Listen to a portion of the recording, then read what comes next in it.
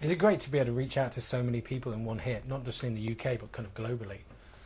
You mean with the internet? Yeah.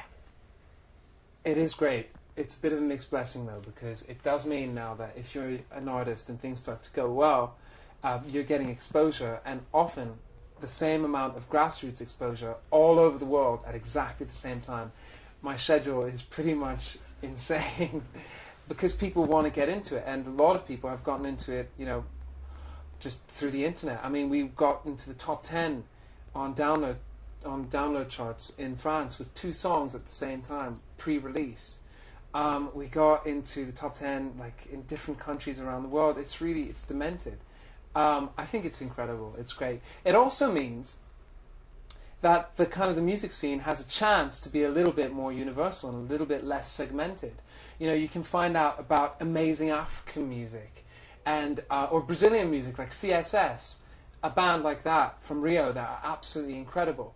They probably would have gotten a shot in the UK. It's just happening so much faster because of their exposure on the internet, and that's amazing. Great. Talk a little bit about your website and your artwork and the way you kind of design your kind of look, so to speak, not necessarily your personal look, but can you tell us a little bit about that, what the inspiration is behind that? The whole look and feel of the project was really important. I wanted it to be, you know, just right. And I started working on it about a year before I started recording my album, which was a bit of a worry for my record company because I had chosen the way that things were going to look, and even like I had invented little cartoon characters like Lollipop Girl and Billy Brown before I had even chosen my producer. So my record company was freaking out. But to me that was irrelevant because it was all part of the same thing, especially with the internet. I mean, you've got such a brilliant platform to get a sort of creative world across. So I wanted this whole kind of Alice in Wonderland world with all these different parts to it and different characters that live in different segments. So you've got Lollipop Girl who lives in the Emerald Forest,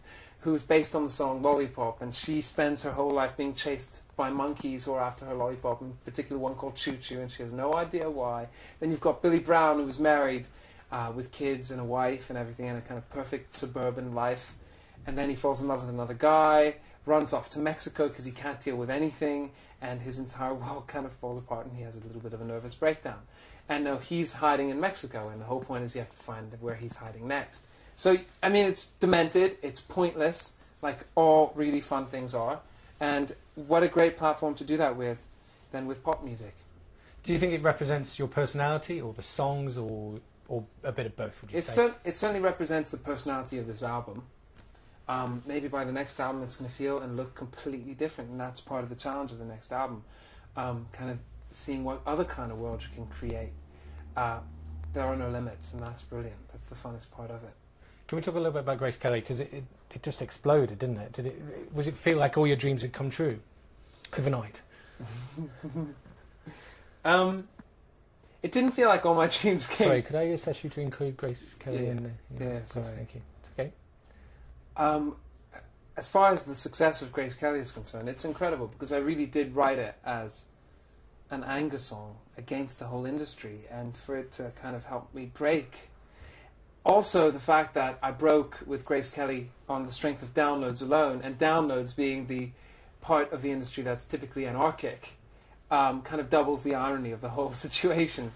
I didn't feel like it happened overnight, though, simply because of the amount I was involved, and I am involved, with the whole online thing. I mean, I was communicating with people for so long, for quite a few months before the single actually came out.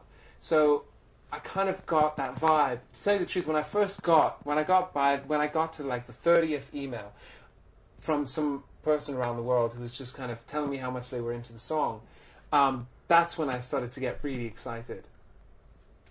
Getting to #1 was just kind of like proof of the pudding, you know? The fact that all these emails that I was getting, all this kind of like online fake communication. I mean, it's real, but I couldn't tell if it was real because it was just happening on my computer. It wasn't happening anywhere else. It was just the weirdest thing to go through. I'd walk out, I'd go to the shops, and no one would have any idea what was going on. And then I'd open my computer, and there's this whole kind of buzz and world happening. It was just the weirdest thing to go through for a few months. But the fact that then it did kind of, you know, materialized into something a little bit more real, that was incredible. It was the real icing on the cake. And it's still the very beginning. We've still got a long way to go, and that's the funnest part of it. So #1 album. Yeah, the single's still #1, isn't it? This week? It's still #1, isn't it?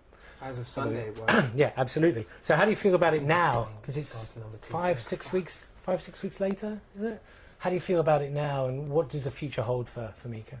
Grace Kelly has been number 1 for 5 weeks. I really hope it takes a bow, quite frankly, because I've got to move on. No, it's a blessing, and I'm very lucky. It's still the beginning, and I've got a long way to go. There's so much more to come with this album and with the whole performance aspect of it and the whole live thing. I mean, as far as live shows are concerned and the whole production of a live show, I'm just at the very beginning. Love Today is the next single, and just did a video for that, and I kind of worked with the same director again, Sophie Muller, who did Grace Kelly video, and it was very important to kind of keep things from where they had come from. So we've got recurring characters like the little girl and the old ladies that were in the Grace Kelly video are back in the Love Today video, just in different guises. But take things further, and that stands for the entire rest of my career, you know? Kind of like keep things where they're coming from, but just push them and develop them further every single time. Visually and concept-wise and technically, and just kind of keep going further and further. That's the funnest part of it. I wouldn't want to be doing this job if it was just flat the whole time. Got to take some risks every single day.